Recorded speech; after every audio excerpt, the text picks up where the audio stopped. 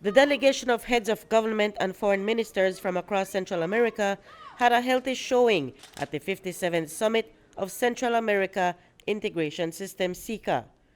With the exception of Guatemala's president, Alejandro Giammattei, we didn't note anyone else's absence.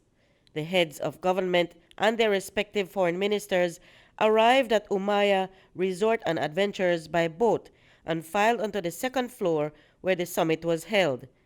There, Prime Minister John Briceño stated that Belize's tenure was a continuation of challenges which her predecessor had faced. The ongoing war in Ukraine, the consequential effects of geopolitical disturbances on our fragile economic recovery efforts, the concerns of increasing food and energy costs in a region already marred by growing inequality, poverty, and food insecurity, the constant exodus of our citizens heading north in search of better economic opportunities, the ever-present existential threat of climate change, and indigenous to our own growth and development efforts, we spotlighted closer and lasting relations between our two sub-regions, CARICOM and SICA.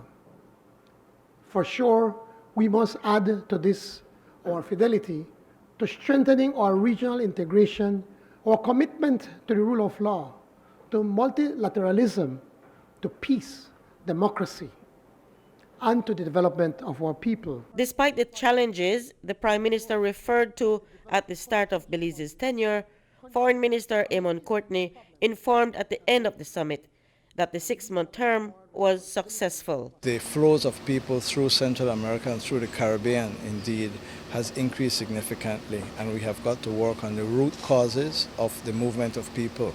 But in the meantime, we have to ensure that they are able to move, respecting their rights, respecting their duties, and allowing them safe protection as they move through. And so we had a meeting of ministers dealing with the question of migration to share common experiences and try to devise new mechanisms to address this issue which we have. We also dealt with the question of climate change. And as you know, we have COP28 coming up in the United Arab Emirates, and we have agreed that CARICOM and Central America are going to try to have a common position and a common voice. Courtenay said that regional leaders must send a strong message to major global greenhouse gas emitters that we need the yearly financial allocations that they promise to help our countries become climate resilient.